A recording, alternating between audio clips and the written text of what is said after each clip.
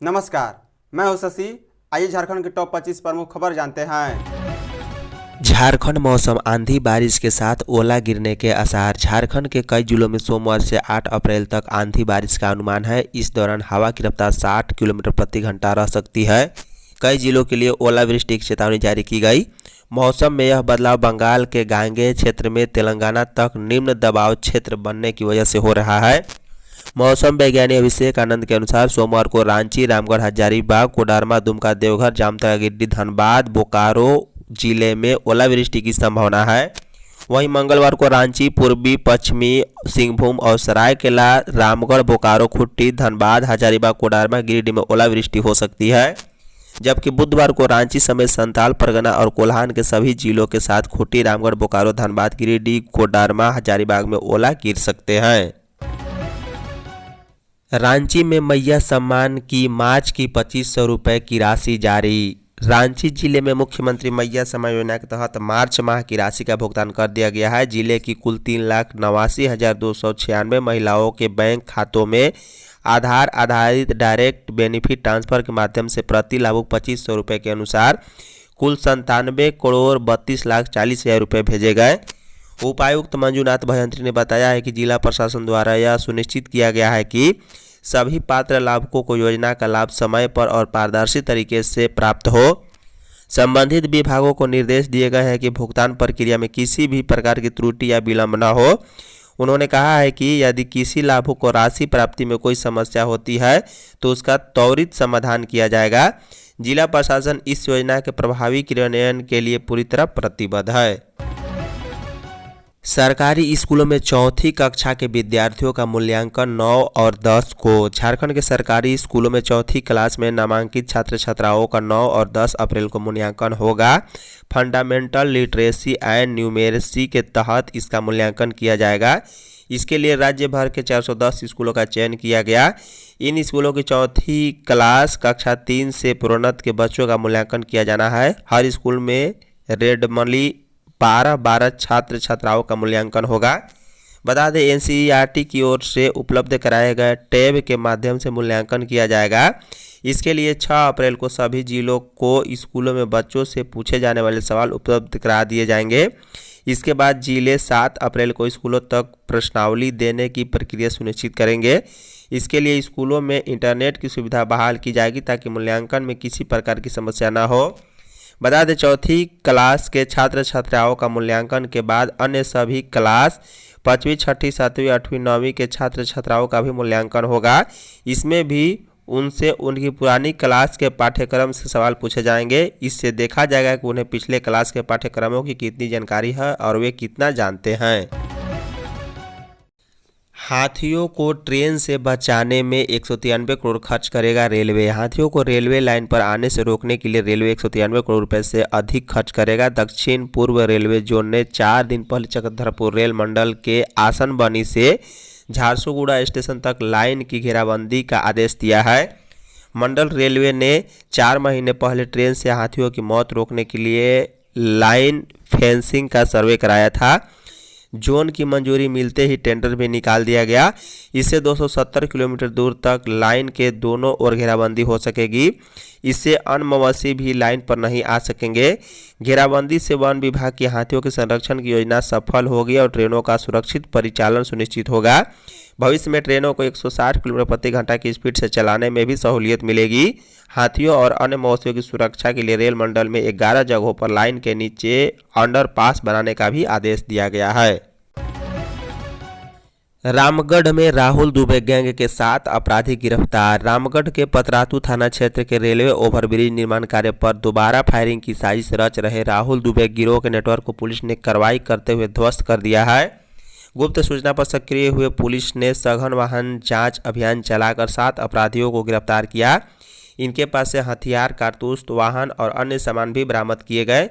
Police अधीक्षक अजय कुमार ने इस संदर्भ में रविवार को प्रेस कॉन्फ्रेंस किया है। उन्होंने बताया कि MGCPL कंपनी द्वारा बिना लेवी दिए काम शुरू करने से नाराज गिरोह के सदस्य फिर से फायरिंग की घटना को अंजाम देने की फिराक में थे। इसके बाद एएसपी सह एसडीपीओ पतरातू गौरव गोस्वामी के नेतृत्व में विशेष टीम गठित कर इलाके में नाकेबंदी और चेकिंग अभियान तेज किया गया। चेकिंग के दौरान पतरातू रेलवे ओवरब्रिज फाटक के पास संदिग्ध कार और बाइक को रोकने का इशारा किया गया। पुलिस को देखते ही दोनों वाहन सवार भागने लगे। बाइक सवार फरार हो गए जबकि कार अनियंत्रित होकर लोहे के गार्ड से टकरा गई है। हेमंत सोरेन ने असम के आदिवासियों की बदहाली का मुद्दा उठाया। झारखंड के मुख्यमंत्री हेमंत सोरेन एक्स हैंडल पर पोस्ट के जरिए असम के आदिवासी समाज की बदहाली पर कड़ा प्रहार किया है। असम विधानसभा के चुनावी रण में जुटे सीएम हेमंत ने सोशल मीडिया पर पोस्ट लिखा है कि असम की धरती पर आदिवासियों के हक को दबा दिया गया। हेमंत सोरेन के इस बयान से सियासी हलचल एक बार फिर तेज हो गई। हेमंत सोरेन ने असम के चाय बागानों में पीढ़ियों से रह रहे आदिवासी समाज का मुद्दा उठाया और कहा है कि उन्हें आज तक एसटी का संवैधानिक दर्जा नहीं मिला। सीएम ने इसे सामान्य चूकी नहीं बल्कि राष्ट्रीय स्तर पर अन्याय करार दिया है। कहा है कि यह एक ऐसा अन्याय है जिसे इतिहास कभी माफ़ नहीं करेगा। उन्होंने कहा है कि जिन लोगों को अंग्रेजों ने उनके घरों से दूर लाकर इस मिट्टी से बांध दिया, जिन्होंने अपने खून पसीने से असम की अर्थव्यवस्था खड़ी की, उन्हीं को आज तक अनुसूचित जनजाति का दर्जा नहीं मिला। धनबाद में सिलेंडर फटने से 3 की मौत, 1 घायल। धनबाद के पुटकी थाना क्षेत्र के मुनीडीह में उस समय अफरा तफरी मच गई जब गैस फटकर सिलेंडर अचानक जोरदार धमाके के साथ विस्फोट हो गया। उस घटना की चपेट में आने से 3 की मौत हो गई जबकि 2 लोग बुरी तरह से घायल हो गए। घायलों में एक को बेहतर इलाज के लिए रांची रेफर किया गया है, वहीं एक घायल अस्पताल में रेफर हैं। विस्फोट के वक्त 8 से 10 लोग मौजूद थे। जैसे ही सिलेंडर फटा उसकी गैस तेजी और भयावह तरीके से बाहर निकलने लगी, जिससे आसपास मौजूद लोगों की स्थिति गंभीर हो गई। बताया जाता है कि अवैध रूप से लोहा कटिंग का काम चल रहा था। इसी दौरान अचानक सिलेंडर ब्लास्ट हो गया, जिसकी चपेट में आने से आनंद कुमार, संजय यादव और जहरुद्दीन की जान चली गई। बीसीसीएल क्षेत्र में लोहा कटिंग का काम चलता है। वहीं मृतक संजय यादव के परिजनों ने बताया है कि वह दोस्त के साथ काम करने जाने की बात कहकर घर से निकला था। देर रात करीब 1 बजे वह अचानक घर पहुंचे और तेज सांस फूलने, खांसी और बेचैनी की शिकायत होने लगी। जमशेदपुर के हरिजन बस्ती में पेयजल संकट। जमशेदपुर के पोटका प्रखंड के हेसड़ा स्थित हरिजन बस्ती में भीषण गर्मी शुरू होने से पहले ही पेयजल संकट गहराने लगा है। हरिजन बस्ती के रहने वाले लगभग 20 परिवार पिछले 25 दिनों से पानी की भारी किल्लत से जूझ रहे हैं। बस्ती में मौजूद एकमात्र चापानल खराब पड़ा है, जिससे लोगों की परेशानी बढ़ गई है। पानी की समस्या से त्रस्त महिलाओं का गुस्सा आखिरकार फूट पड़ा। बड़ी संख्या में महिलाएं बाल्टी, डेगची और हांडी लेकर खराब चापाकल के पास एकजुट होकर जोरदार तरीके से प्रदर्शन किया। महिलाओं ने प्रशासन और जनप्रतिनिधियों के खिलाफ नाराजगी जताते हुए जल्द से जल्द चापानल मरम्मती की मांग की है।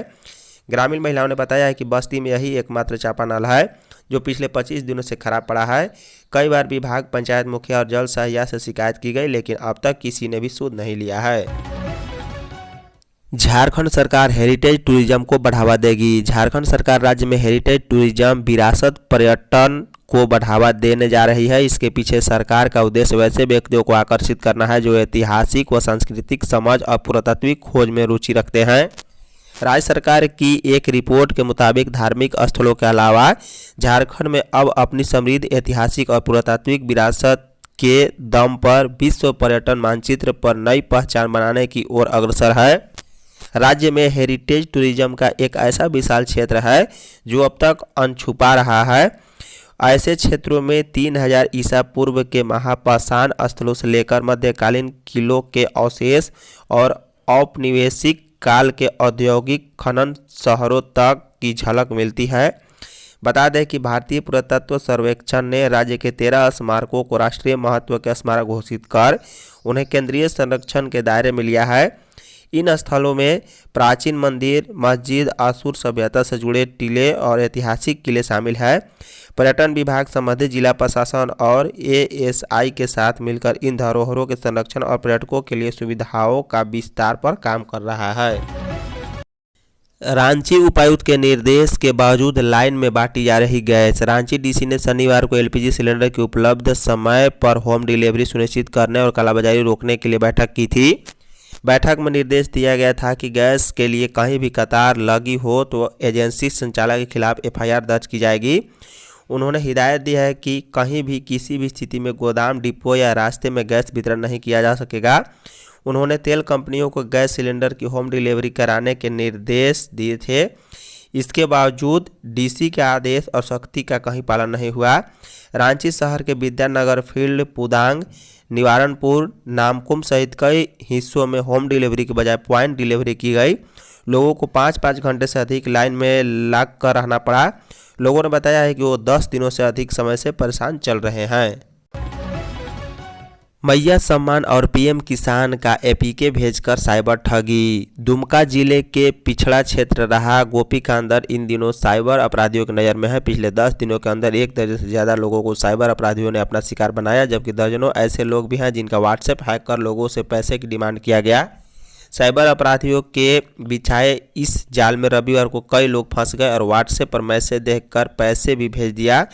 जब लोगों को आभास हुआ कि उनसे पैसे का उनका परिचित नहीं बल्कि साइबर अपराधी मांग रहे लोग कुछ समझ पाते, तब तक कई लोग पैसे भेज चुके थे।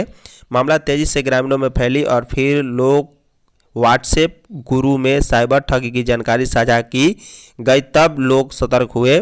बीते दिन कुंदरिया पंचायत के धोबरन गांव निवासी सैमुअल मुर्मू के व्हाट्सएप पर मैया सम्मान योजना की एक एपीके फाइल को डाउनलोड कर खोला और उनका व्हाट्सएप हैक हो गया।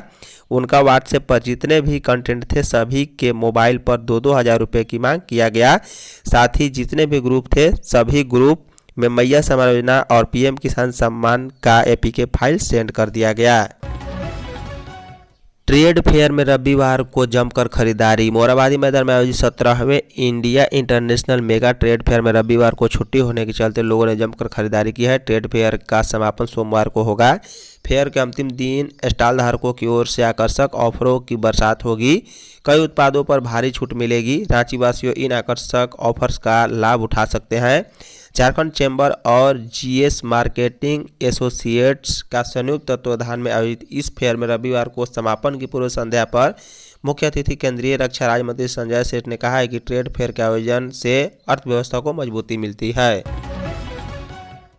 बीजेपी 6 अप्रैल को मनाएगी 47वां स्थापना दिवस। भारतीय जनता पार्टी अपने 47वें स्थापना दिवस को पूरे झारखंड में उत्साह और भव्यता के साथ मनाने जा रही है। इस संबंध में स्थापना दिवस कार्यक्रम के संयोजक सह मीडिया प्रभारी योगेंद्र प्रताप सिंह ने रविवार को जानकारी दी है।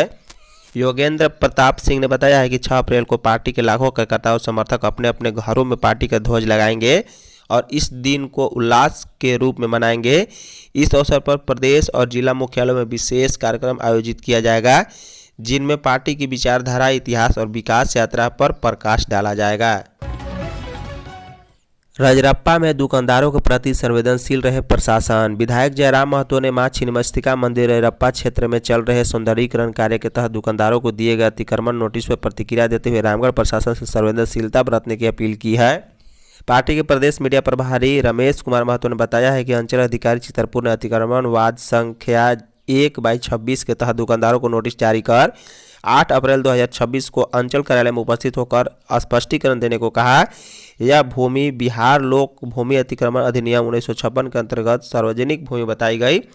प्रभावित दुकानदारों ने अपनी समस्या टाइगर जयराम महतो के समक्ष रखी, जिसके बाद उन्होंने रामगढ़ डीसी से फोन पर बातचीत कर कहा है कि कोर्ट के आदेशों का सम्मान आवश्यक है, लेकिन वर्षों से बस दुकानदारों के लिए वैकल्पिक व्यवस्था भी सुनिश्चित की जानी चाहिए।